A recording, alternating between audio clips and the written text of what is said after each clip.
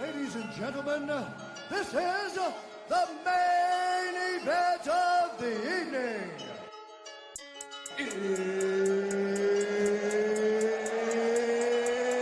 It's time! What it do? Welcome back this Sunday, between 3 and whenever the fuck we want to. It's Almost Time Podcast.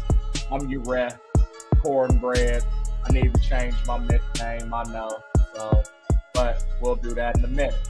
But before that, I'm introducing in the red corner, A1 Music. Oh. Yeah. I made myself disappear. Yeah, don't do that, man. Hey. I'm just playing.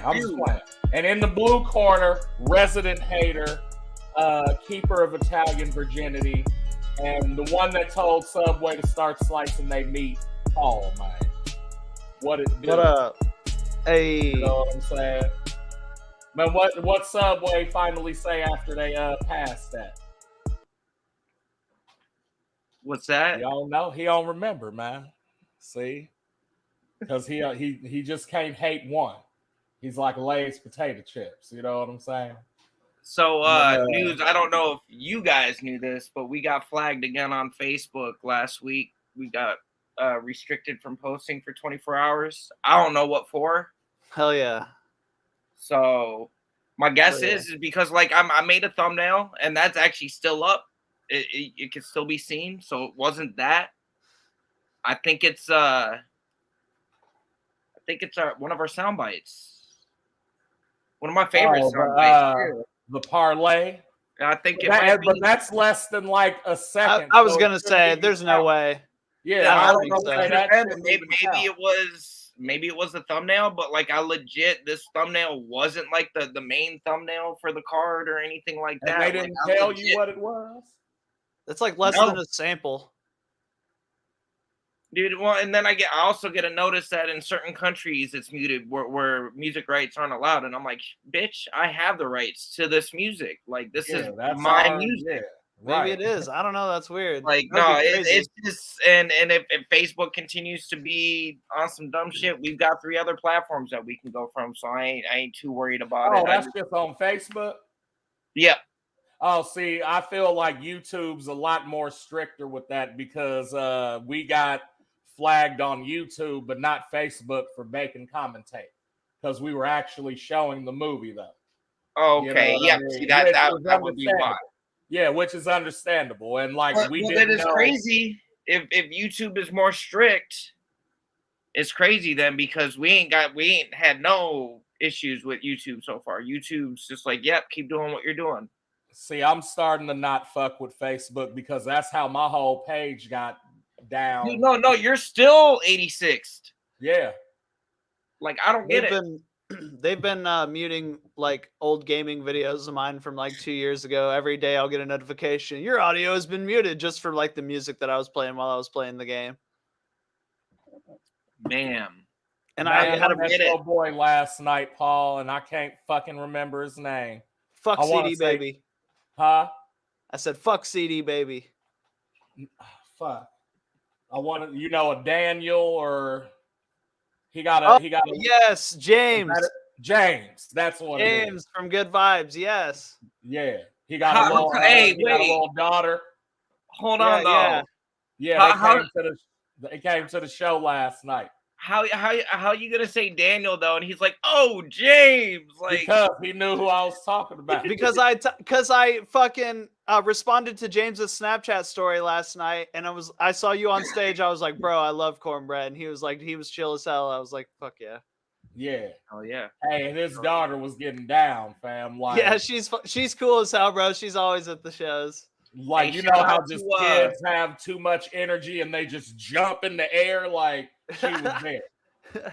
Shout out to our live viewers. I appreciate y'all tuning in. We didn't even give a heads up when we was going. Usually I try to give the little, hey, we plan on going live at this time. But yeah, we was running behind. It's my fault. I had to watch the rest of the fights. My tired ass didn't want to wake up yesterday and watch on time. So I caught 3 fights live. Don't let that shit happen again, Nathan. I'm gonna have to make some adjustments because there's another early card next weekend. Mm-hmm. Oh, 2 p.m.'s a lot different for me than. Oh wait, that's the main card. Oh, 11 a.m. Okay, that's not that bad. Yeah, He no, said, that's not that. That's waking up, get a shower, a bowl of cereal. You right there. Yeah. Yeah, I'm good with that. I'm good with This 11 one was a.m. crazy because I actually. What was it? 6?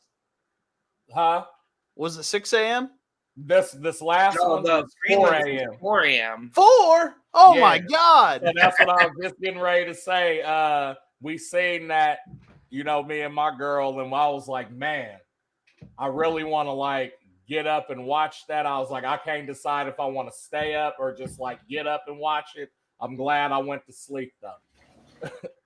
Like I went to sleep at like I went for 9, but got there at like 11. You know what I'm saying?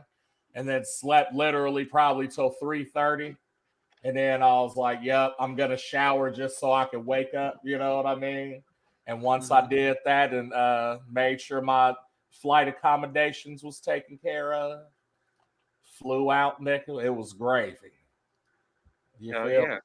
So, yeah.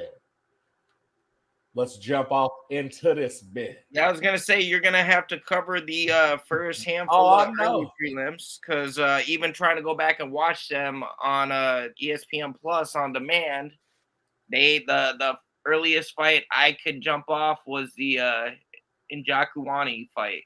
Okay. Well, no doubt. So here we go. First fight of the prelims was a featherweight match between Jarno Aarons and Choi Sung-woo. I believe he was a Korean. And I don't really remember much about this fight other than, Choi Sung being pretty dominant. You know what I'm saying? I believe it was a unanimous decision that it went to. And I was a little upset with some of these because, as always, I do my homework and stuff. And I actually, Choi was on my list of bets.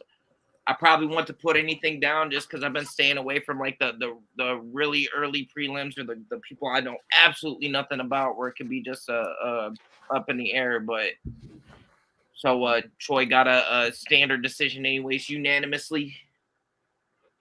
Word up. And then next was women's flyweight, the Colorado native JJ Aldrich in a TKO victory against Liang Na from China. And I don't know what's up with these new Chinese girls with this Bruce Lee haircut, but like I'm kind of going, fam.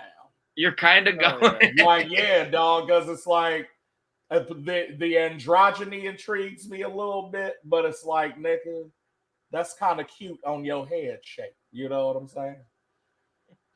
But second round, Aldrich went in there, started implementing some wrestling and, you know what I'm saying, some ground game, and ended up pounding her out, getting her in an awkward position and doing that, and ref stopped it. 4:49 in the second. TKO. Okay. And she looked pretty decent too. I want to say she was coming off a win, but before that she had like 2 or 3 losses in a row. And everybody was saying she can't finish and this and that, and she like made it a point to go out there and do her thing. So that was cool. Hell yeah. Next match was welterweight match between Yusaku Kinoshita and Billy Golf. And I'm gonna tell you, it wasn't looking good for Billy when they first came out. I don't know what's up with these Japanese cats, but like they got something to prove. Like I feel like all the like Japanese and Chinese is like the black man in UFC. You know what I'm saying? Because like they like, oh, how these motherfuckers gonna take our shit and run with it, and they the champs, nigga, and we underrepresented and they appropriating our shit. You know what I'm saying? And I feel you on that. And I want to see you get it back. But Billy Golf went in there. Oh, I'm trying to remember. This the one. Oh, okay. So body shots. This man went in there. hit him with something right, got him against the fence, came in, jab, and just a straight body shot in the solar plexus. Bent Buddy over. And he said, here's a couple more. Ref said, no, stop doing that. You won. Kinoshita was on my list, but that's how it goes sometimes. Yeah, that body shot was beautiful. I'm a fan of like when people get knocked out by them, like they just fucking go down and walk off home run. That's good. Round 1, 349 on that. So, okay. You know what I'm saying? Nice job on that. Next one, we had China's Keenan Song against Rolando Bedoya. And man, this Bedoya kid, he's young. He's like, you could tell he's one of them dudes that just likes to fight. You know what I'm saying? Like, and Keenan Song ain't no joke either. 20-7, if that lets you know anything. So he's seasoned. And like they was going in there and he would hit this kid and this kid would smile back at him and he would have like a look of confusion at times. You know what I'm saying? Like, but ultimately went in there. I thought Bedoya got the first one and Keenan got the next two, but they gave it unanimous to Keenan. One judge was 30-27, the other two 29-28. Okay. So, I mean, you was right with the assessment then. If 2 out of the 3 scored it the same, yeah, it doesn't surprise me if one judge might have seen it, you know. And I didn't see that one, but right. I mean, obviously, it sounded like they got it right? Word up. Yep, evidently. So no, he scored it too the other way, and they scored it unanimous opposite, right? Opposite of what you picked. Who, me? Like you picked Bedoya, but he lost, right? Did I? That's what I picked. Like I thought you said you scored 2 rounds for Bedoya. No, I was saying the judges scored. When I was scoring it, I thought Bedoya won the first round just from watching it. And then Keenan got the next 2, but all the judges. Oh, okay, my bad. It was unanimous. So yeah, gotcha. But yeah, I was just saying, just watching it, I thought that So yeah, but you were in agreement with the judges, and I thought it was opposite. That was my bad. Gotcha. Well, yeah, he was in agreement with the majority of the judges. Yeah, for sure. And this is where I came in. Middleweight match, Chidi Bang Bang and Njokuani against Michael Oleksiejczuk, Polish name. You know what I'm saying? And man, this one was fire coming out, bro. Yeah, no, and Njokuani looked pretty decent too. Actually, had Oleksiejczuk flipping stumbling at first. Like it looked like it was going to be. Muay Thai was working for him. Like he came out through like a straight body kick. Homie pushed him. They clenched instantly, and he was knee to the stomach.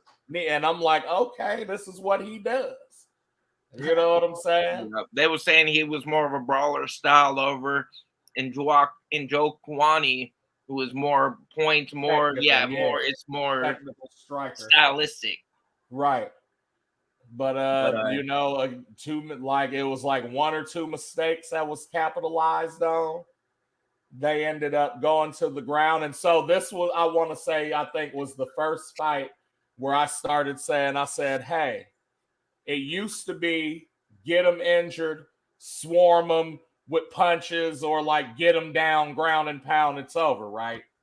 I said, now people have learned that when you get the knockdown, hey, I'm just going to hold on to you till I recover. Right?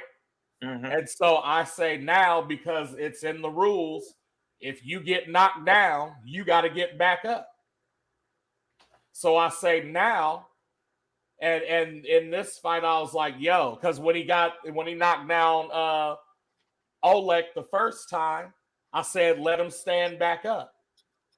But you wanted to go in and rush and get excited and try to get that. And then he reversed the position and ended up pounding you out.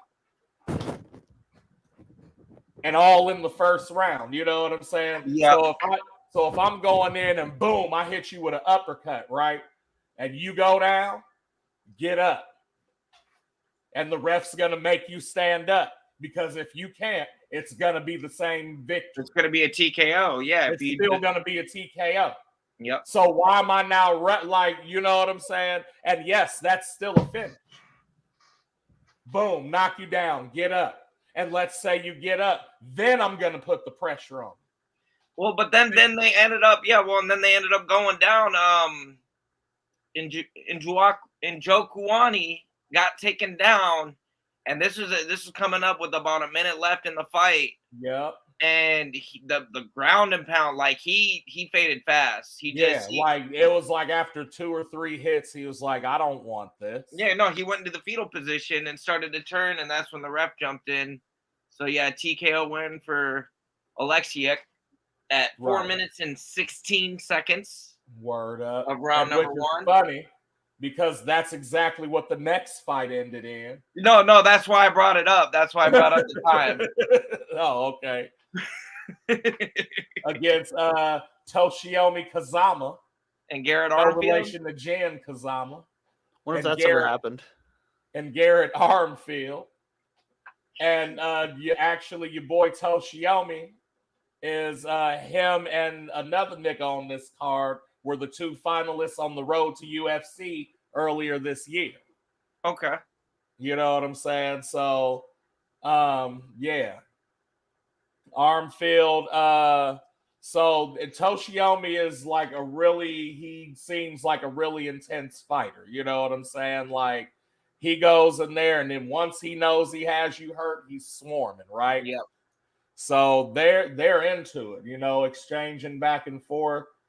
And he gets caught a couple times, goes down, they get back up, and then he just catches the nastiest right. Yeah, a little bit of comedy too. I found in this fight. That first little takedown skirmish when they was down on the ground a little bit. After he had Armfield dropped Kazama the first time, and went in and was swarming him a little bit, some ground and pound. And Kazama ended up grabbed Armfield's arm. Yeah. And then, like, the commentator said something like, I think Michael Bisping of course, made a comment about like, oh no, I think Armfield just needs his arm back. Like, and I was like, no, you did that on purpose, Mike. But he got his arm back. Yeah, they got back to the feet, and like you said, yeah, Armfield caught Kazama with big shot, put him down again, and actually, if you go back to that finale with him, he basically that's how he got defeated in the finale, was with the same punch. Gotcha. You know what I'm saying? So he must have studied some tape or something. You feel me? Mm-hmm. But yeah, no, Armfield with a TKO, 4 minutes and 16 seconds of round 1. Yeah. So back to back, and I think there was a card like 2 or 3 cards ago that it was the same way. There was 2 fights that were back to back, and they ended at the same time, the same method too. I was like, that's man, crazy, ain't it? Yeah. And then the main card of the prelims saw a heavyweight match between Lucas Brisky and Waldo Cortez Acosta from the Dominican. Now, I didn't know, but I know that in Dominica, the Dominican Republic, Dominicana, that baseball is that. You know what I'm saying? So it didn't surprise me to find out that Waldo was a professional baseball player in the Dominican and actually was signed to the Cincinnati Reds for a little bit, for like a half a year, maybe 3/4 of a season, but they let him go. Do you know why? Why? Because he kept getting in too many fights. So they decided, you know what? Why don't you try going into mixed martial arts? He's like, hey, I don't think this is the sport for you, man. Yeah, you know what I'm saying? I got Dana White's number though, but we can maybe try to line something up if you're really trying to bang. There's a place for that. You know what I'm saying? So now he ended up getting a knockout, like just straight This was Straight brutal. knockout. This was brutal. And the move that I think they called it La Chapa or El Chapa or something, and it basically means the pitch. You know what I'm saying? And so literally that's what he did, was like, he didn't even jab. He reached out to grab this person's head and throw a baseball into it. And that's how he beat this man, fam. And I'm sitting there like, oh, snap. He really just threw a baseball. And they said dude can throw 94, which ain't no hoe. Like, now, I understand for a major league pitcher, if you throwing into the late 90s, hundreds, nigga, that's that. And the 90s, 94, 95 is kind of above average. You know what I'm saying? He caught him with an elbow, too. Got him, like, wobbling. And then, like, was like, bro, you could tell. The lights were on, but nobody was home. His motor functions, like, he was trying to walk and trying to do stuff, and his body's like, no, I can't do that right now. Yeah, that baseball hit him, and he literally turned around and tried to walk away and was just he said, and then he hit him again and just like went straight. Well, the last shot, it was unintentional. It hit him behind the ear, it hit him in the back of the head. But like, you're running away. You're like, you turned your back. Yeah. It's kind of your fault you got hit there. But then when that one connected, bro, he fell onto his face. Yeah. Yeah. Like, bro, it was crazy. Yeah. I said, and that's what he said afterwards. He said, yeah, I just lined him up, tried to grab him and throw the pitch. I said, that's fucking hilarious. You ain't finna hit me with that baseball pitch. So yeah, round 1, 301 is when he struck out. You know what I'm saying? Gotcha. You feel me? Give me 1 second. I'm gonna run this real quick because I'm having sound issues, I think. But check out this rapping little skit real quick. What's going on? Cornbread, the trash panda. And y'all know how I do when it comes to rapping. You know, I'm one of the best out here. Or at least so I thought. Until I met this man. You see how he rapping? Crew Eileen, cut man, rapper extraordinaire. He gonna get us right. Stay so we got the finished product. You know what I'm saying? He gonna explain what's going on here. What you looking at? You want to love here. You want your knuckles to be clear. How that feels when you punch? That's cool. You got cast on? Yeah. When you turn your hand, you want an open palm. Open it up. If you grapple, you want to be able to catch, hold good. You know, a boxing rap will be too much gauze and tape here. It will be hard for you to grapple. Right. But in MMA, I want you to have an open palm, make a fist, give me a punch. You fell down? Yeah. Protection here, solid on the wrist, open palm. And that's what's up. That's what's up. Crew Island, did I say that right? You're right, baby. That's what's up, man. Hey, we following them. We gonna get you all the info too. Appreciate you. It's almost time. Peace.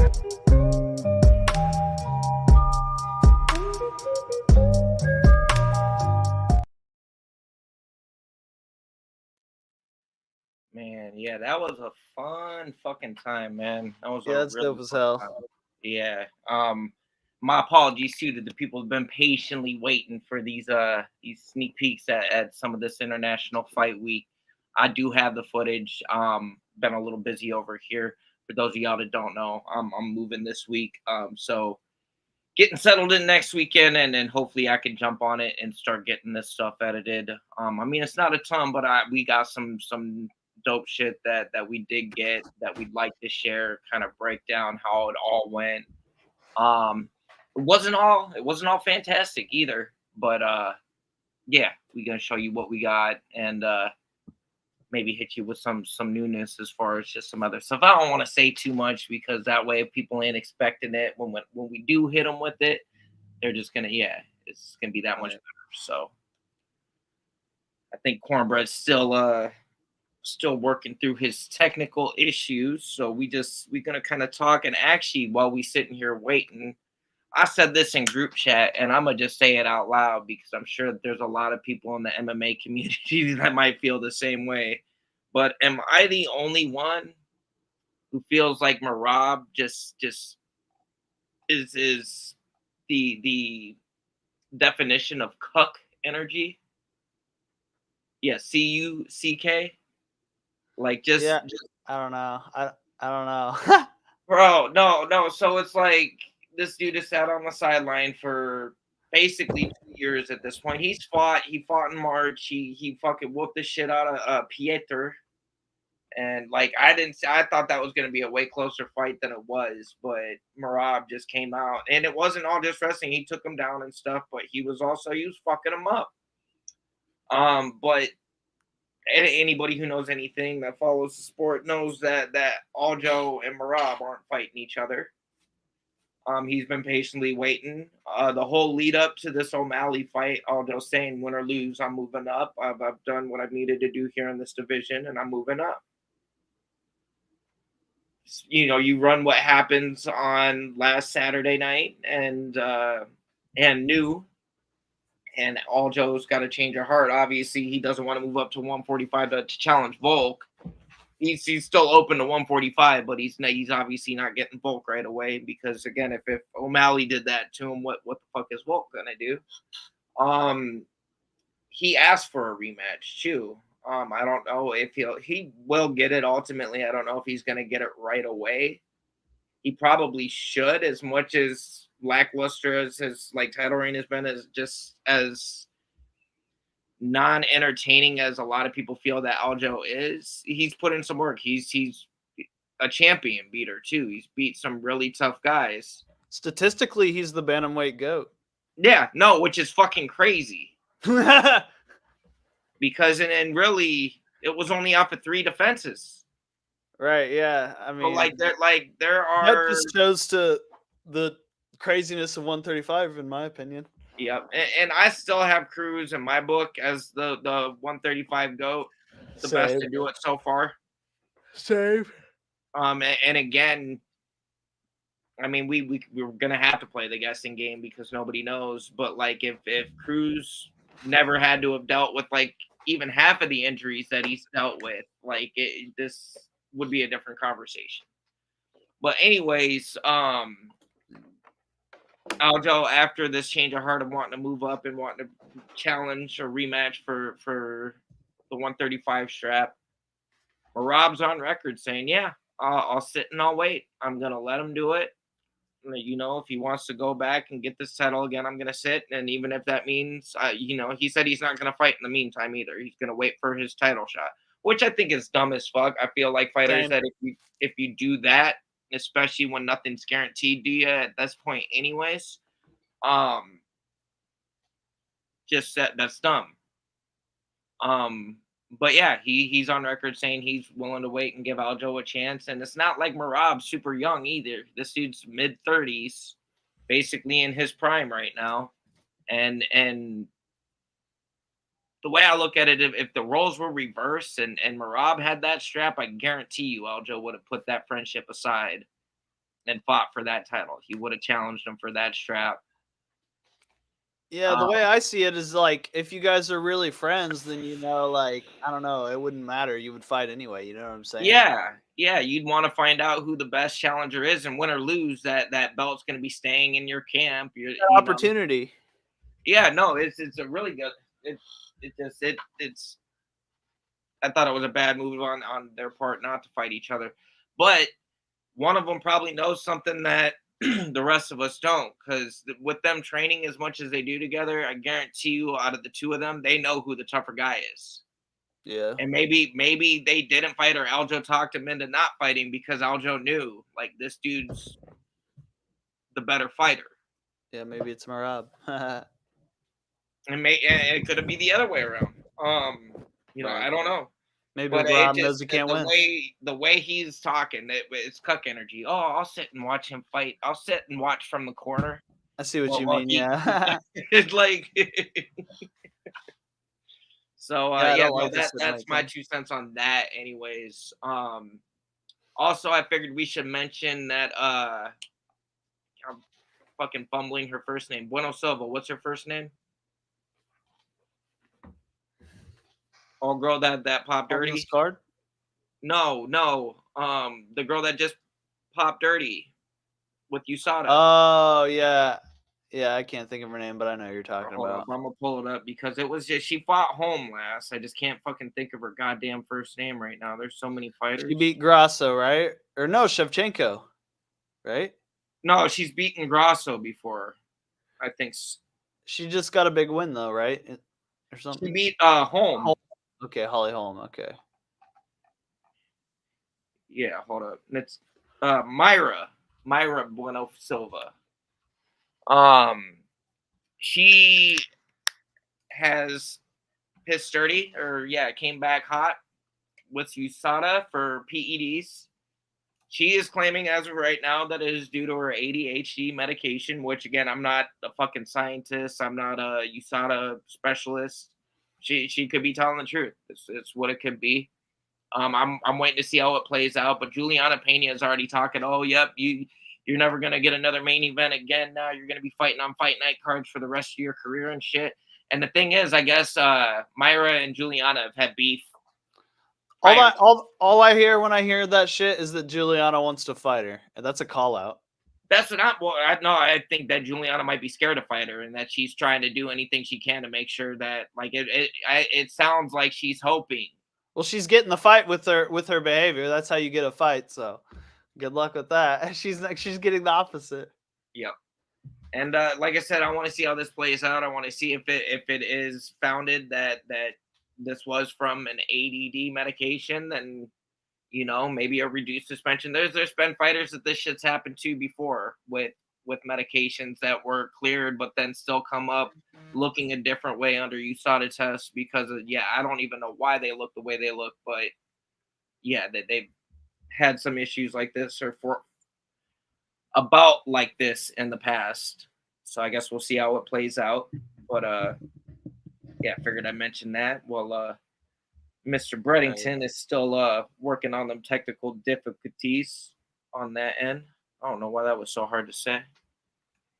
And I can't talk about that. We can't even talk about this fight without him. Because this is his boy. This was his pick. Oh, yeah. So we gotta wait. I'm trying to think. There's been a bunch of new flipping MMA news. Yeah, I was gonna say there's tons of shit we could cover for sure. I'm looking up some shit right now. Oh.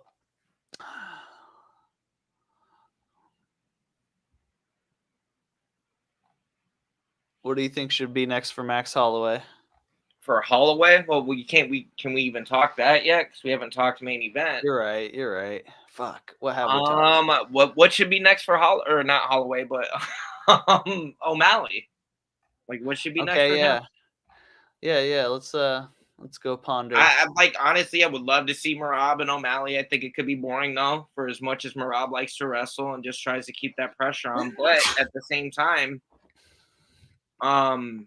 they're talking about a changing of the guard. Like, well, champions for the longest time and up until recently, actually, I think there's only one champion that doesn't have this base, but are usually at like a wrestling base. Right.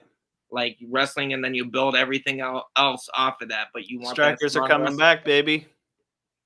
And yeah, that's always what's defined champions. Which fucks me up with betting because, like, the grapplers have been dominant for so long. I factor that into my betting quite heavily, and it keeps fucking me up lately. Yep. That's why I had Aljo over him for the most part. And I felt like, I like me feeling like O'Malley could win. I thought I was just being biased.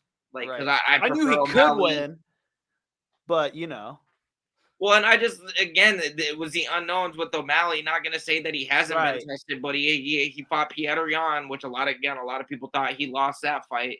He hung in there with him, which answered a lot of questions. It proved that he was, he belongs here. I thought that he proved that he belonged in that fight. For sure. But then for him to go out and do this, and again, I'm loving how that, like, just the coverage of the sport so much about how there's cameras everywhere, and how they were like O'Malley and his coach were practicing that very shot that he slept him with. Like that was Right. it wasn't just a lucky shot. Like this was a chess match, and he baited him into his game. I want to see him fight Cheeto.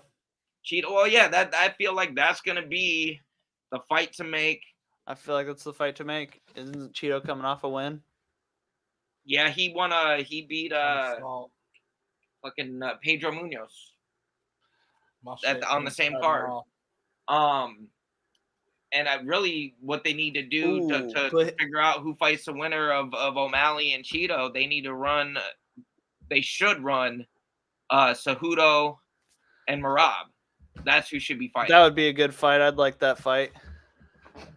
There's several good fights. I'd like to see Henry versus Cheeto, but I feel like they should make the Cheeto and Sean fight before they both get older. Well, they're going to. That's the money fight. That's the fight people want to see.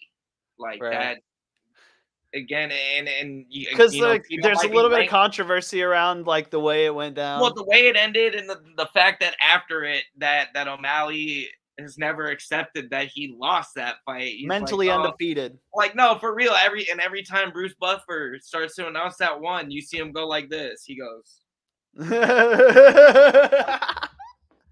He said, I talked to the Sugar Athletic Committee, and they said, don't worry about that. What? Did he really? Yes, he did. He was talking to DC and a couple other guys on his show. So funny, dude. They're like, so what about this fight? You know, I know you fought Cheeto, and it was kind of the way it ended. He goes, hey, look, man, I cleared it up. I talked to the Sugar Athletic Committee, and they said, we taking that one back. Don't worry about it. So I'm still undefeated, and I was like, bro, but I don't even like Sean O'Malley, dude, but that's fucking hilarious. That's great, right? No, and I mean, like, I get it. Like, it's brilliant mentally though, because like he ain't letting it like bug him. But they was even talking 3 days before O'Malley fought Sterling. He sat down and they had a little meetup with Theo Vaughn, and happened to have cameras on him. So they shot some footage. It was like we didn't really sit down to do a podcast or anything. We was just talking shit, just talking to each other. Right. And it, just the way we shot it, it worked out. And so they released it. It was like a 45-minute conversation, and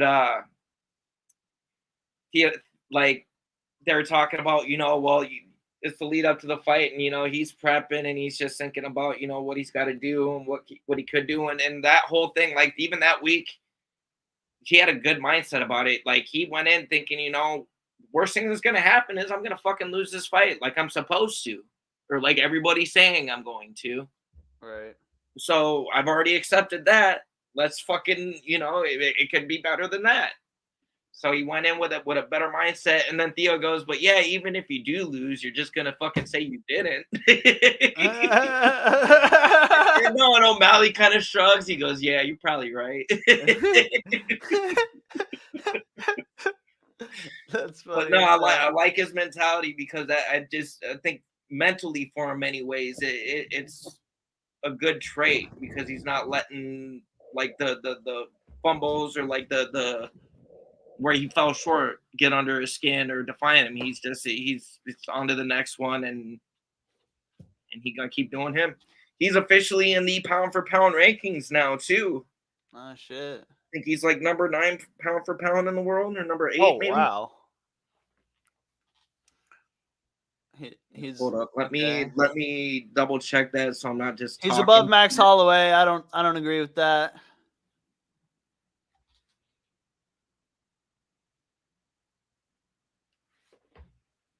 Yeah, he's number 8 pound for pound. I don't know if I agree. I can't believe Max is that far down. Max should be like top 10 for sure.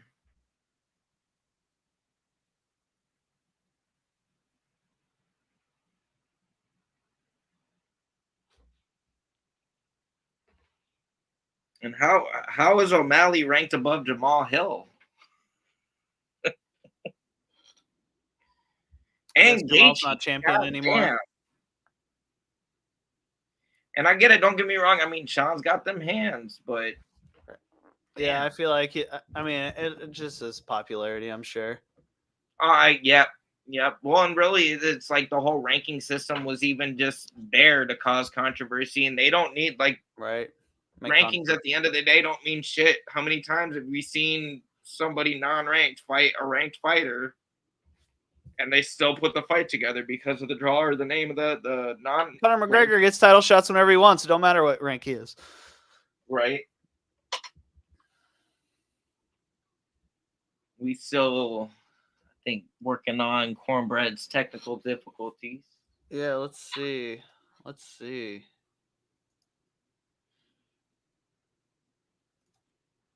Trying really hard to wait on talking these fights. Especially this one, because this one was his pick. No, my shit kept cutting off, but I think we good now.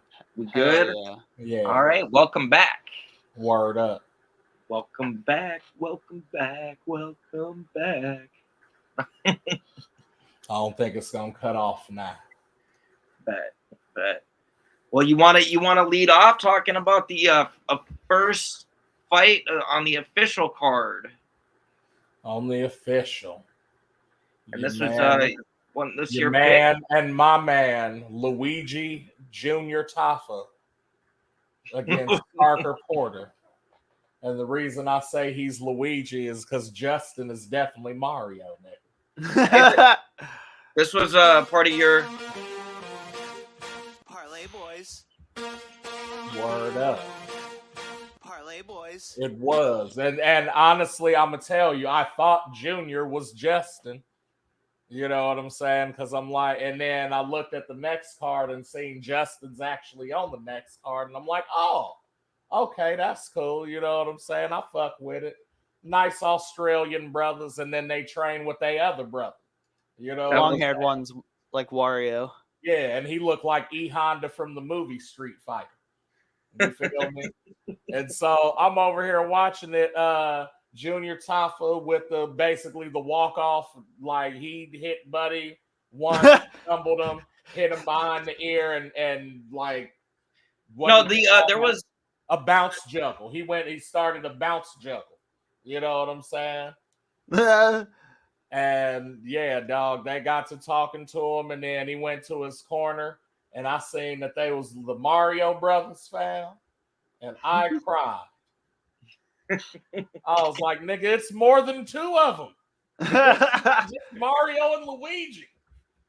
They ain't come at him about the white gloves, though, but man, listen, UFC, all them niggas will knock you out, fam. And they all look the same. So don't be surprised if you face one and then your next fight is against the next one. And that's what happened with Porter. Yeah. Because Justin knocked him out, and Junior came in, and I come to find out, I guess Junior's the more athletic Taffa. Yeah. So he's the better fighter. Right. And actually, that knockout had shades. It kind of reminded me a little bit of the clash between Robbie Lawler and Nico Price, like just the way he clenched in and threw that right like he did. Word. Had him stumbled, and then he stumbled back. He came in, tried to throw something, and he caught him on the head and fell forward, and it was done. It was the only performance of the night that was given out last night. Wow. Fucking Luigi with the bonus. Yeah, man. And he said 50 G's, baby. Hell no. So yeah, he got that in round 1, 124. A lot of round 1 enders in this card. Bro, no, I was looking at that even when I went to run back the ones I didn't see, and I was like, holy wow, like these are like really like 7 minutes, 8 minutes, and I'm like, and that's including the intro. So I'm like, oh, so these are some first round finishes. Yeah, and so that's when I put in the comments, hey, y'all gonna like this shit, nigga. Because and even the ones that went to decision, like maybe there was one that was like, oh, I could see that, but the rest of them it was like, yo, you didn't know until the cards came out. You know what I'm saying? Yeah. Well, So- even speaking of decision wins, this next fight, Aaron Blanchfield versus Tyler Santos. Yeah. This was a fucking banger.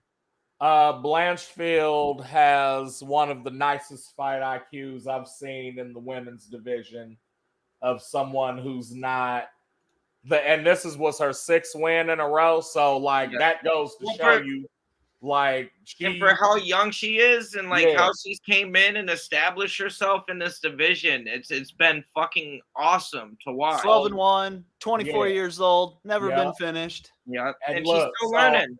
So how this fight went was they went in there and That Talia first round. Santos is Muay Thai striker extraordinaire. You know what I'm saying? Blanchfield's a wrestler. And Blanchfield is primarily wrestling. She got a bit of good boxing, but her bread and butter is in tying up, clinching, ground game, that sort of thing. So Talia comes out first round, starts putting hands on Blanchfield, right? And so normally when people start tagging you up, it demoralizes you, right? Not Blanchfield. She said, you know what? She said, you know what? This bitch keeps tagging me. So let me grab her up and wear on her and slow that monkey shit down. Yep. And Because what did she do? Exactly that. Took her to the cage, clinched her up. Here, take a couple of these. Now I'm going to get off you. Let's see where we at. That first round. Tagging me. Let me get you again. And like really played that for like the first round and maybe a little half of the second. Well, yeah, no, that first round, her like Santos fucked Blanchfield's face up, man. Yeah. Had her leaking. Yeah. Had her leaking. And Blanchfield, though, did show good composure. And like you said, yeah, God on her was wearing. I'll give Santos a lot of credit in that first round, too. That fucking takedown defense was on point. Like, and she was getting the double leg with the hands clasped behind, and she was getting like scooting her up and like made a really valiant effort that first round. And then that second round, like you said, when with all that wearing on her in that first and then through that second, Blanchfield finally secured some takedowns. Yeah. Little bit of pressure, some light ground and pound. I'm not gonna say she did a ton to hit her on the ground, but definitely wore on her. Again, Santos was really good. Got back to the cage and was able to start climbing up. Blanchfield did everything right too. Like she kept her height above her, which means she should have kept her down, but Santos just with pure strength, got up right through that. Like it was impressive. It just happens like that. But ended up being, I want to say this went unanimous too, because again, I had Talia in the first and Aaron the next two, but they had a unanimous for Aaron. So it was unanimous. It just wasn't split. They just all three of them, and I think maybe one judge had it 30-27, but there was some 29, 28 on there, and they got it right because that first round was even close. Yeah.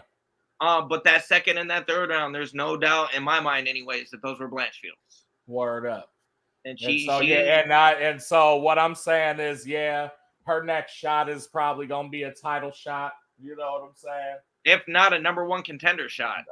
Definitely a number one contender. And like I said, if she keeps showing this IQ, like I see her as champ. You know what I'm saying? For sure. Especially and just to foreshadow a little bit, I'm not too much, but like in my opinion, it depends on where Shevchenko's at. So like if she wants it, I feel like, leading up to that, we'll see like, how she's talking, her mood, all that. And if she wants it, I feel like she finna take it from Grasso. You think so? However, if she's like, this is it, I'm done after this, and Grasso maintains it, I think Blanchfield sees Grasso. Okay. You know what I'm saying? Only if Shevchenko wins, she'll see number one, which will probably still be Grasso. Yeah.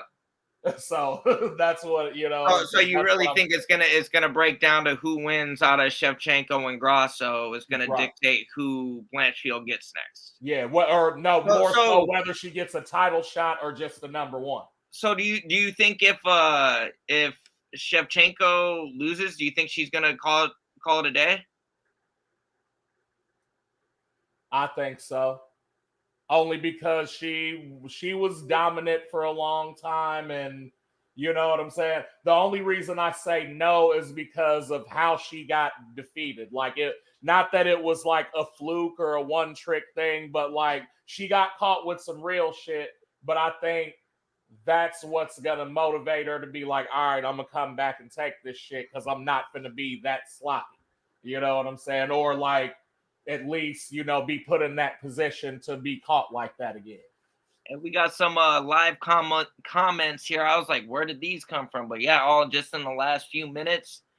We got JJJ from Jezebel Segura. I don't know what that means, but we see you.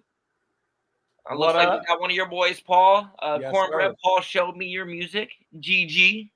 Cool Word face. up. Appreciate you. Appreciate you. Appreciate y'all And, tuning in. and look, that chiming in. just goes to show you Paul don't hate on everybody. You know what I'm saying? That's facts. So he gives you props where it's due. You feel me? Right now, I'm taking my time. Yeah. Hey, He I said love that's that a bop. Yup. No, but yeah, nice win for Blanchfield. Now this next fight, in my opinion, right? I was about to say. Oh my God. Fernie Garcia, and look, Nick, against Rinya, I believe it's Rinya Nakamura. And Fernie Garcia looked damn good, fam. Like, I feel like had he had anybody else, Garcia walks out of this.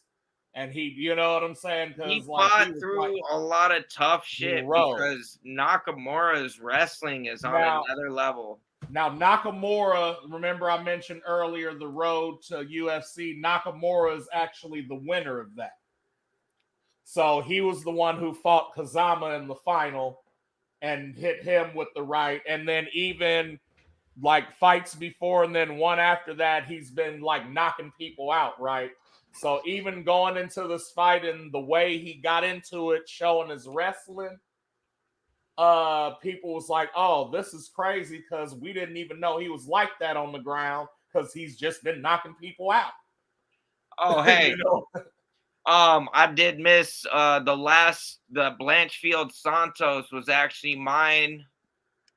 Yeah, you already know. It was part of our 3-way parlay. The Hell yeah. He said, where's it at?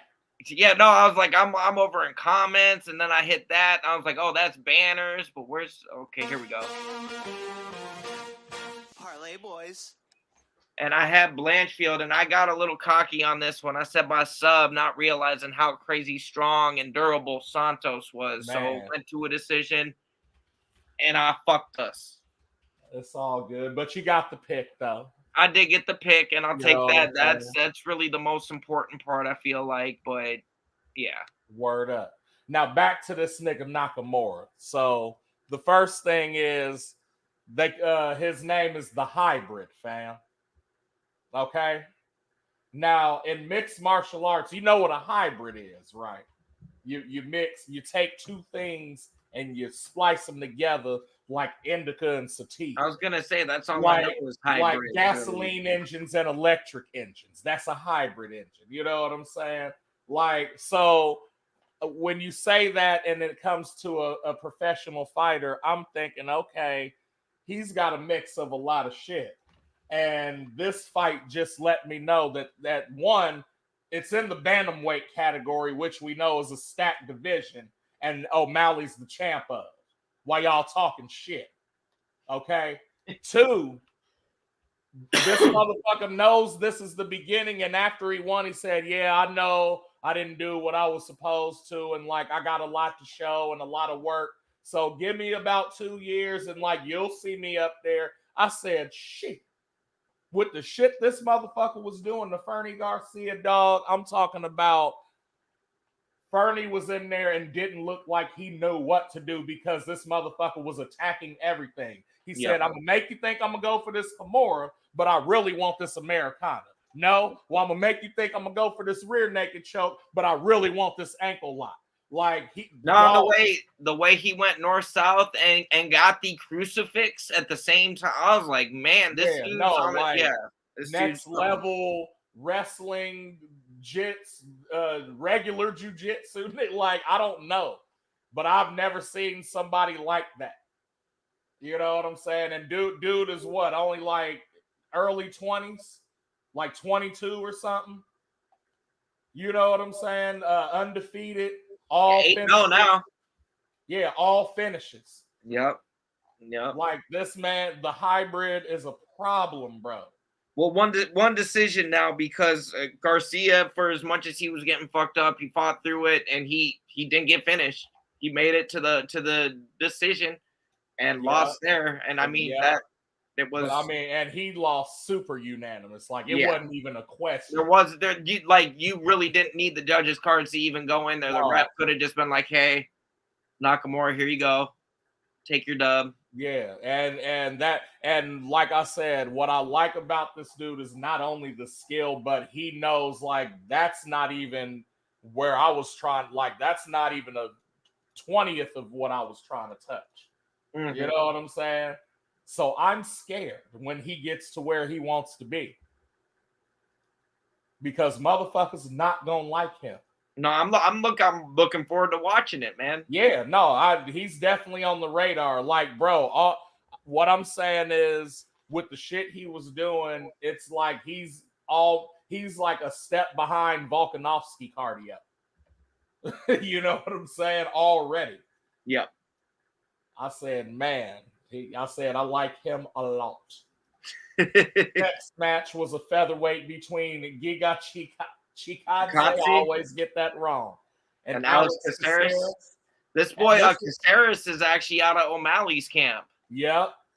They got a similar style with that, like, kind of bladed. I'm gonna get in, get out. You know what I'm saying? Yep. Caceres is definitely more of a ground guy compared to O'Malley. Like, he's more stronger, but he's got some decent stand up. I was actually Caceres was an underdog, but I had to roll with them. I was like, oh yeah, it's Bruce Leroy. Right. Yeah. Basically, yeah. Go ahead, Paul. No, go. Yeah. I just said Bruce Leroy. Oh, okay. No, I was gonna say it was looking iffy. Chikadze was off for what, like a year and a half or 2 years before this. Mm-hmm. And it was his, like, not debut, but obviously his return fight. And so it kind of took him a second to get acclimated, it looked like. But then once he started connecting, he was like, oh, I remember what I'm doing. You know what I'm saying? Like, riding a bike.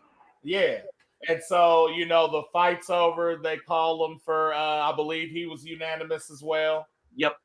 And, you know, he kind of had this look and he's like, yeah, everybody, I've been thinking about it a lot. And I just want y'all to know that I've really given it some thought and I'm here to stay, motherfucker.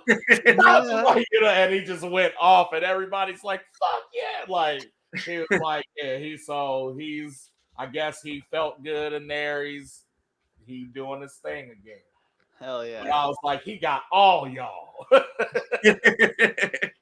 Because, like, he, like, had the sad face and his tone changed. I was like, I'm with it, though. I like that more theatrics are coming to UFC. Shades of Conor McGregor. We said, I'd like to apologize to nobody. Yeah, absolutely no one. Because the champ does what he wants. Yeah. No, I think it was during the Njokuani fight. Bisping made a comment, a Sesame Street reference, and Paul Felder just goes, 8, and they were like, it was the most random ass fucking bars, bro. But I was dead, like, yo. He's like, and it's fitting because it's Saturday. Right. And I'm like, right. oh shit, y'all are Right. stupid. Yeah. No, you know what? I'm starting to become more and more of a fan of like certain commentator combinations. You know what I'm saying? Like, because like I only like Bisbing if Laura Sanko's with him, because she'll be like, "Nah, like you on bullshit, fam." You know what I'm saying? Yeah, Don't 'cause you she's say like- they've got like a little Like a romance brother going on? sister relationship or something, like they love fight. You know what I'm saying? But yeah, no, uh, that actually brings us to the co-main of the night. It was Anthony Smith versus Ryan Superman Spann. This was actually a rematch of a fight that happened just a couple years ago. and Spann was favored in the first fight and ended up losing by rear naked choke, I think. And then Anthony Smith told that nigga, "Give me mine." Yeah, no, there was a little bit of beef at the end. They didn't even want to let him come in, come meet again in the octagon. They finally let him through, and I think Spann came through and gave him his respect. They hugged it out and shit, but they ran this one back, and Spann was favored to win again. And this one actually went the distance. It was some good moments in the first, but in that second round, Spann about fucking had Smith knocked the fuck out, man. This fight pissed me the fuck off, dog. Oh, so no, and I was German. Like I went into my A1 bag and I said, "Nigga, I'm finna yell at this motherfucking TV." So you was yelling at the TV on this one? No, fam. Look, you know that. Nigga, I personally feel like I can bring Juliana Miller up, nigga. Like, you know what I'm saying? Like, I have passion and conviction for this shit, nigga. I know how this shit go. You know what I'm saying? So again, what did I say earlier about, hey, when you get a motherfucker knocked and they go down, make they ass get up. This was a perfect fucking time when Spann knocked that motherfucker down and he cut his eye and had all that shit going on. Leave that nigga alone. Get up. And he finally did. He finally did. He He backed off to where he could. It was just too many mistakes from Spann. Like, this was Spann's fucking match, and he let it fucking go. Yeah, well, and then That's also on top of it, though, like, even though it made it to the decision, the wrong guy got the dub on this one, man. Spann won this fight. He did, dog. As I'm sitting there in round 2 and he didn't capitalize on that, I turned and said, now, because of that shit and because of the earlier when he reversed the takedown on him, I said he's finna lose by split decision because he didn't do what he was supposed to do. And I said, not that he's supposed to, but that's some Dana White ass shit. Like, hey, he didn't fucking do that. Make that shit a split. I don't give a fuck.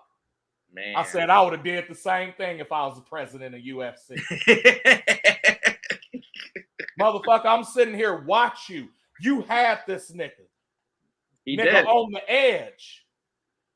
Like, I don't know. Like, okay, I'm going to talk about that after this because, you know, we still got the Contender Series contracts. Yep. And I missed the week before, so I got a whole slobber knockout. Oh, so you're doubling up? I'm doubling up. But the same thing happened in that to where somebody didn't get a contract for the same thing. So if I'm not giving her a contract, why the fuck would I give you the victory? Do you know what I'm saying? No, fam. Like, I'm not saying that he gonna get cut, but what I'm saying is you definitely on eggshells. And this motherfucker just beat you twice. Once rear naked chokes, once split decision. It ain't finna be a third. I said I was pissed. And I was in the happiest place on earth.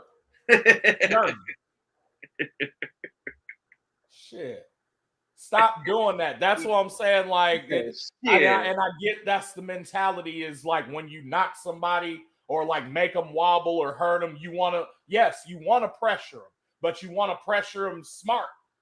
You know what I'm saying? You just don't rush them so they can definitely grab you. And Well, it's like old boy that fought O'Malley, and O'Malley hurt his leg, and like literally was a one-legged fighter, and the first thing the dude did was go in for the takedown. It's like, nah, bro, this is the one time you could stand and bang with this dude, and you chose the wrong thing, and you lost the decision because of it.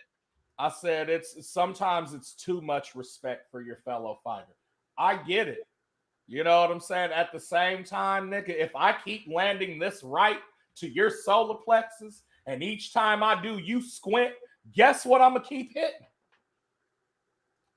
Because that's the easiest way to victory. Why would I hit your solar plexus, soften them up just to fucking hit you with a left hook in the jaw? That's what I want. I want it to be spectacular instead of just getting the fucking win and getting out of there. That's all you had to do. This well, and the main event was actually the final leg of our parlay boys. And Bruh. you had picked Holloway by decision was Paul's pick, and that's how I thought this fight was gonna go, because Korean Zombie he's durable, and he's a smart fighter. He's a very technical fighter. Got a high fight IQ. He's been in this game for fucking ever. There's a reason they call him the Korean Zombie too. Like, this dude can take a punch. And my outlook on the way this one went, anyways, is them first 2 rounds, they were technical. They were very technical, and like, don't get me wrong, Chan Sung Jung got some shots, like actually touched Holloway, which is hard to do. Like, if you even watch Max's last fight against Arnold Allen, Allen couldn't fucking find him. No. Like, and it was like after 5 rounds, and he just stayed on the outside, came in, got his shots, and got back out of range. And he did that for that whole fight. Made Allen showed Allen at lower levels. And if you notice, Holloway's output wasn't like that either, because every time he came in, Zombie had something for that. Yep. No, I always had an answer. Had something you know what I'm saying? So, like, you're not finna do that. Well, and I think what happened, though, was that after 2 rounds, and I'd like to see the judges' scorecards, because I'm pretty sure that they would show the same thing. I had Holloway up 2 rounds to none going into that 3rd round. I think Zombie and Zombie's corner knew this, and it was like, hey, we've already dropped the first 2. This is a 5-round fight, so we need to, like, there's no more playing nice. There's no more technical shit. You've got to go out and you've got to hurt them. You've got to change this. So start out that 3rd round, Korean Zombie came out just aggressive. Man, it's like we're done. We're done with this fight. It's time to fight. And Max made him pay. Yeah. And actually, in the 2nd round, I want to say Holloway had Zombie hurt a little bit. Yeah, had him and backed off. And it was more so, I think it was out of respect. He didn't want to. He had him dropped and had him hurt, and didn't jump on him like Holloway would normally. And I think he just didn't want to hurt him. He knew, he's like, oh, bro, this is basically done. I'm gonna let you off the hook. Here you go. And he didn't want that. He's like, no, we're fighting, and you're gonna fight me until this is no longer a fight. Yeah.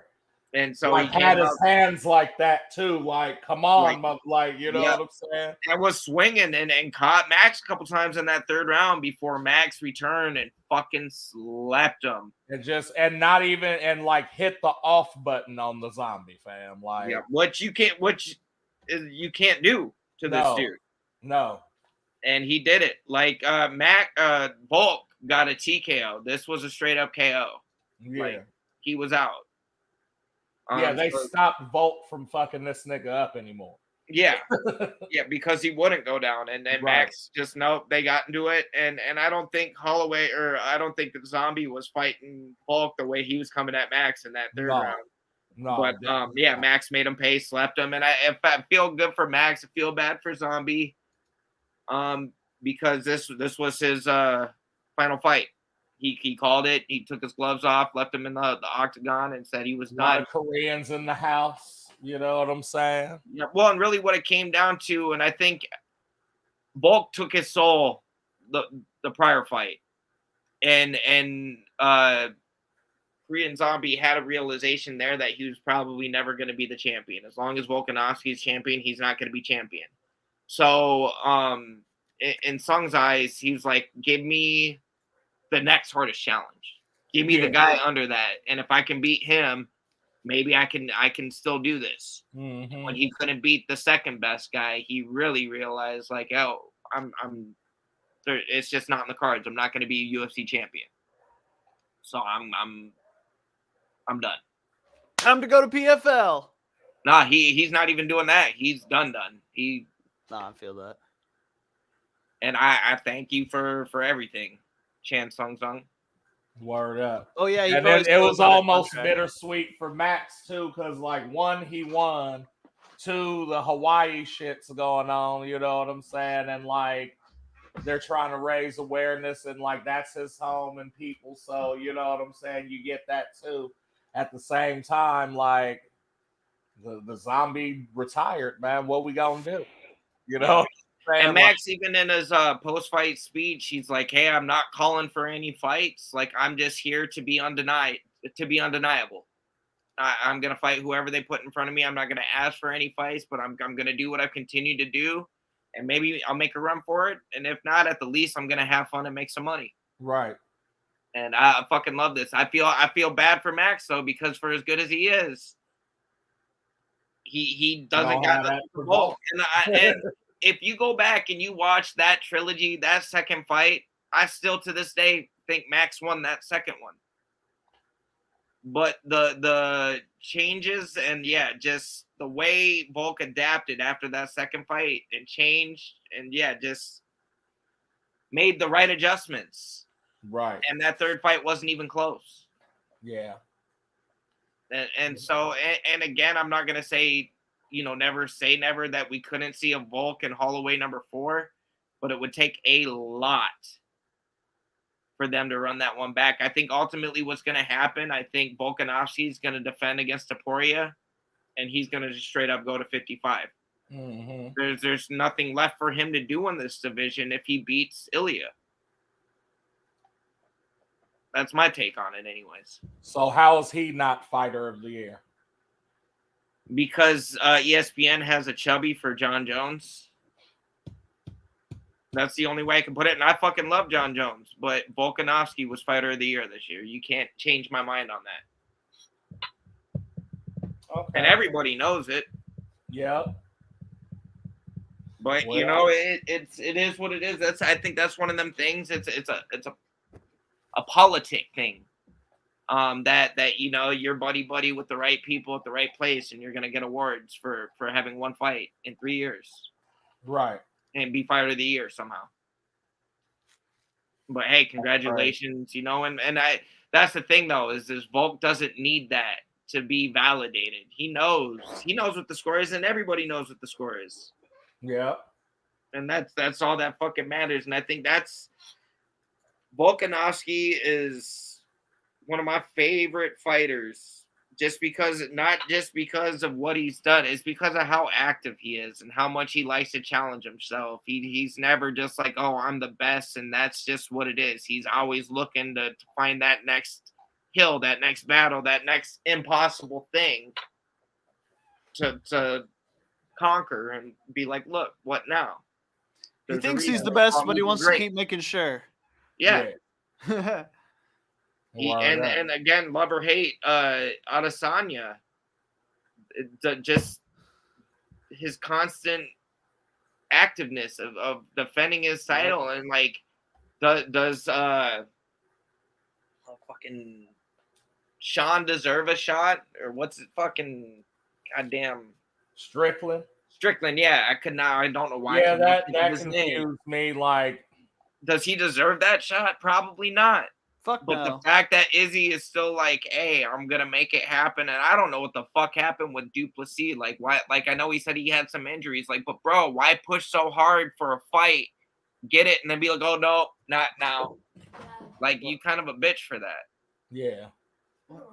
But no, Strickland. I mean, he's got a puncher's chance. I feel like he's gonna be outclassed. He's gonna be outstyled. I said if we're just ranking champions, right?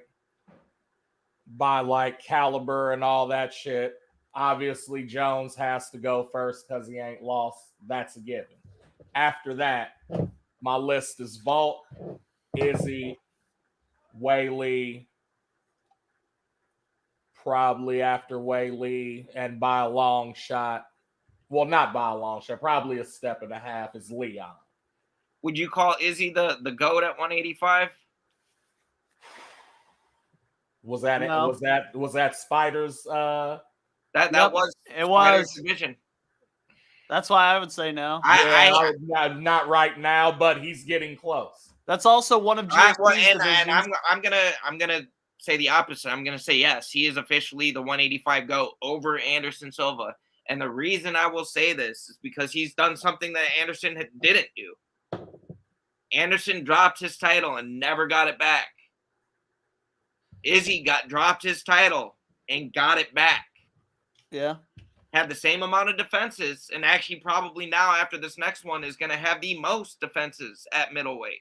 Well, after That's like giving him credit for losing though. Like Anderson didn't have to get it back. You know what I mean?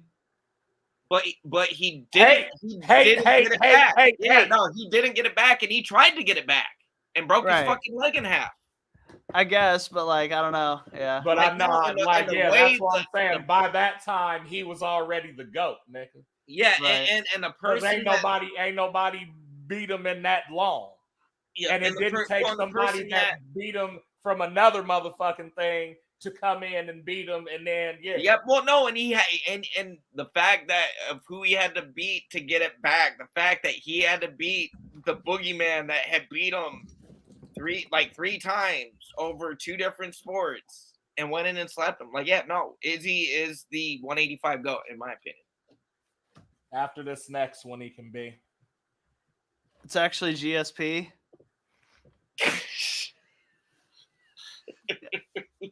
I heard the hate in that. He couldn't even say it with a straight face. I just know you hate GSP. I don't hate him. I feel like again he was that era's fucking Khabib. Very selective with who he fought, and again, the second he got challenged when they wanted him, they gave him that stipulation. Hey, we'll give you a shot at the 185 title, but if you win, you have to defend, and we've got the guy on deck. You're fighting Robert Whittaker if you win this title. He agreed to it. He won the title, and then he ran because he knew Whittaker had that smoke for him, and that's what happened. That's all good and well. I see we running over a little bit, so I'm gonna go and get these Corn's contender contracts out the way. You know what I'm saying? And while you doing this too, Paul, you look ahead to that card to make your pick. You feel me? I've done it, and I made my pick. So before, because I missed last week, week 2, and then this week was week 3 that just passed. So, but before I get to those, there was contracts awarded in week 1, and they're already fighting in November. So all you MMA people that want to get in UFC, Contender Series seems like the way. Sean O'Malley was champ within 2 years. You know what I'm saying? Jamal Hill, somebody else that just came from that. You feel me? So Kevin Borgios fights on the 11th of November on that card, and Peyton Talbot is on the 18th. So if you want to get it in, get on Contender Series, dog. Now, week 2, I'm just going over contracts and methods 1. That's it. I ain't talking about, we just meat and potatoes here. Week 2, Karlampos Grigorou by TKO, he got a contract. Eduarda Moira, rear naked choke, she got a contract. Hyder Emil, unanimous decision, he got a contract. Look out for him. Ibo Aslan, TKO, homeboy from Turkey. I want to say he's the first Turkish fighter. TKO, he got a contract. And Abdul Karim Al Sawadi, unanimous decision, he got a contract. That's all week 2. Week 3, we only had 4 fights. You know what I'm saying? So my man Luis Pajuelo, Pajuelo TKO contract. Zach Reese with an arm bar in about a minute contract. Oban Elliott majority decision contract. Now, Josephine Knutson fought and got a UD, but did not get a contract. You feel me? She didn't do enough. So, again, when you go there, they serious. Go in there, leave it in the octagon, and might come out with some, might have a fight in less than 6 months. So that's Corn's contender contracts. Tune in next week when we'll have the next ones available type shit. You feel me? So there you go. Aren't you cooking up a little soundtrack for that too? Yeah, I'm trying to get a little, you know what I'm saying? I like to appear professional and production value wise, but we'll see what happens. You feel me? Yeah. So And I guess really quick before we get out of here too, I guess we should probably look ahead. Because next week, and again, we just are nonstop with the cards this year, and I'm loving it. It's almost a little too much, but I'm not going to tell y'all to calm down because this is what I wanted. I wanted fights all the time. No. This sport is becoming my favorite over football just because there's no off season. It just keeps going and going and going, and I ain't gonna say like what because I ain't getting a cease and desist or getting flagged for mentioning the wrong stuff. And plus, you ain't paid us to do that. So. That's right. So if you anybody want that sponsorship or want that nice little logo of their business, why don't you Jeter sponsor brand. us, Jeter?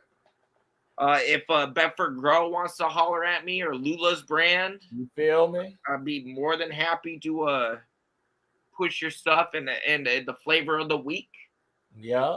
I'll get us the ozone plug. There we go.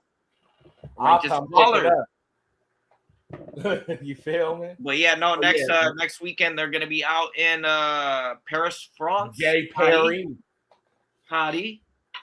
And in Cyril Gane versus good old Sergey Spivac. The cereal's gone. And it's gonna be a lot of fighters though that I don't know because they like to put a lot of French fighters on these cards. Oui. I wonder if they have ashtrays octagon side because September everybody 9th smokes is after France. that. Israel Adesanya, Sean Strickland with a co-main of Tai Tuivasa and Alexander Volkov. And after that, Alexa Grasso Shevchenko running it back On a free fight night. on a free fight night. Title They're not doing the Kevin Holland fight that night, or they are, but not as a main against Jack Della Maddalena. Okay. Name another division where they do championship fights not on a pay-per-view. And again, I get why you hating, but this is a smart move by the UFC to put those two on for a free fight. That's going to get them some fans. It's going to get some And people then interested my in the son women's is fighting division. that night, Raul Rosas Jr. against yep. Terrence Hell Smith. yeah. But looking ahead, you guys don't need to lock your picks in if you don't want to, but I'm putting my pick for the fight night in Petty. I'm going with Manning over Rose. Just the money line on Manning. Okay. Over Thug Rose. All right. I'm going Benoit Saint Denis, fam. All right. If we're going money line, I'll put it in right now. Let's go. Okay. And I am going to go Sergey Spivak. You're going Spivak? You going with Yep. Spiv? Oh yeah. Okay. Oh yeah. I gotta update my app. Fuck. Hold It's quick, on, though. let me check these prelims, make sure.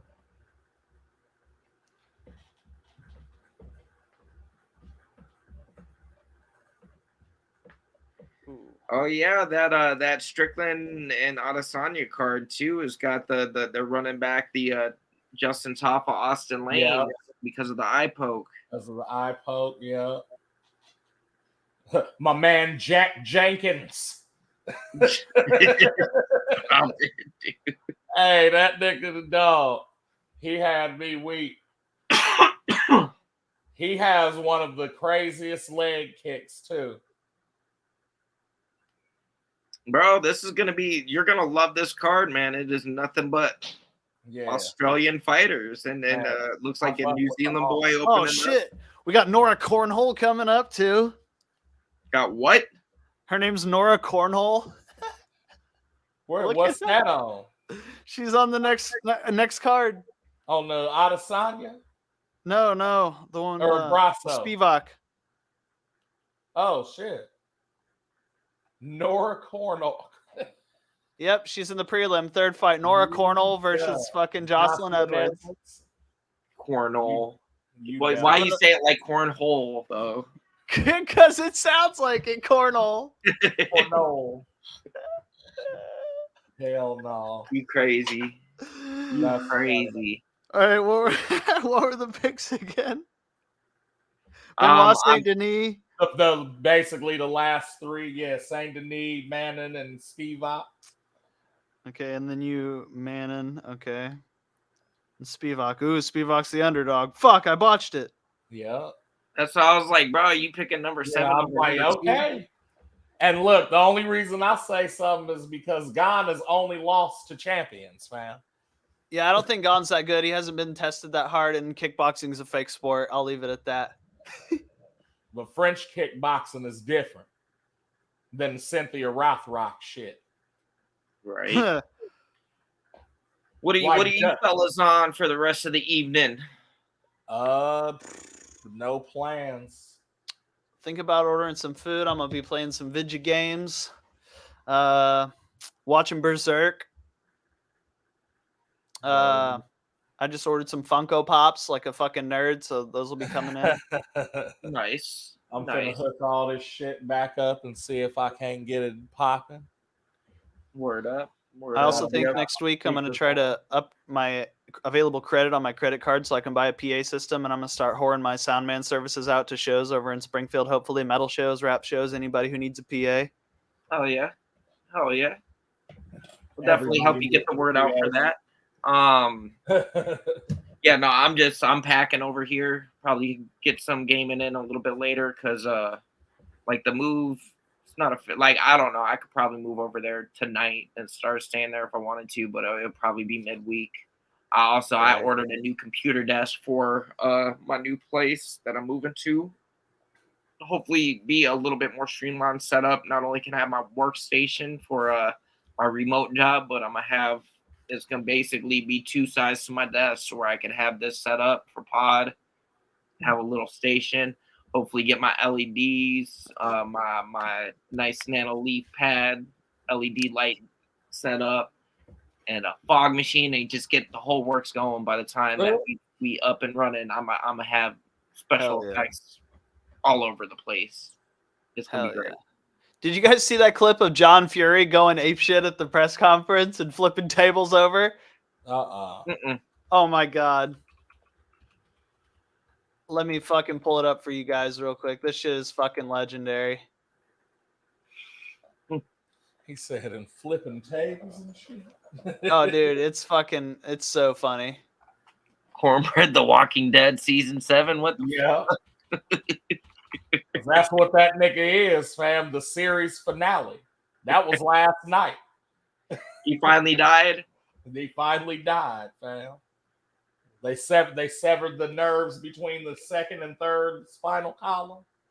You finally put him out. Is that what did it? So I'm waiting to see all the spinoffs from the Korean Zombie, the Fear of the Walking Dead, and Fear of the Korean Zombie. And you know what I'm saying? Man, no, somebody out there in the internet world, whoever out there has got some dank memes and some photoshopping skills. That's your goal is to do a Max Holloway Korean Zombie Walking Dead theme meme. That'd be sick.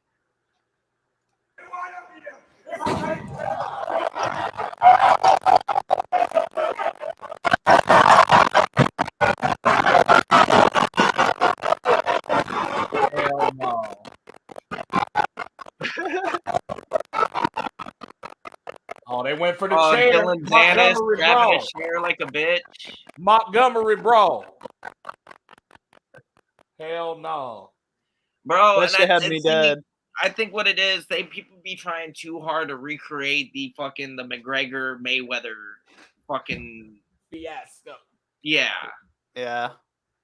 It's just too much. It's over the top. What happened? I remember the Khabib McGregor more than the well, just even the whole thing. I think with just the McGregor and the Mayweather stuff, it was just mad shit talking, a lot of just clowning and talking shit. Like, and not gonna say that they haven't done like boxing fucking promo, like they've done this kind of stuff lead ups to boxing fights before, where they take these little mini tours and do press conferences and shit.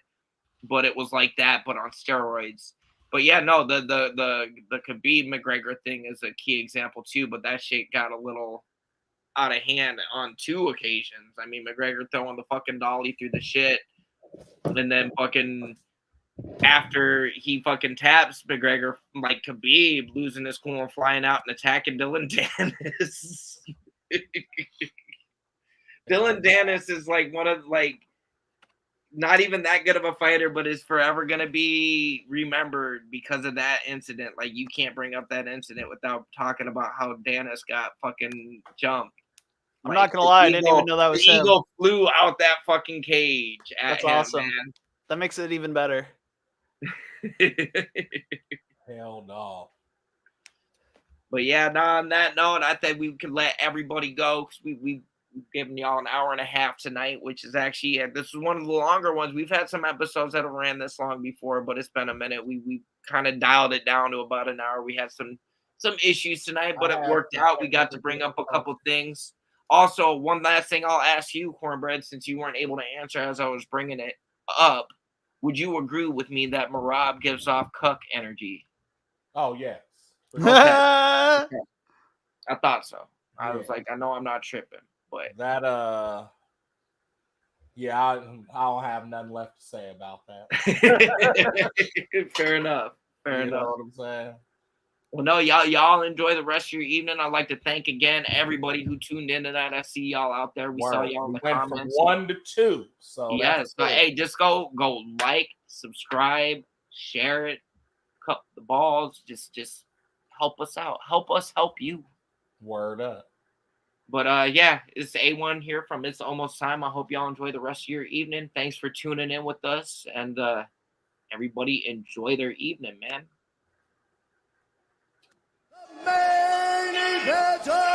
I was like, did you get frozen?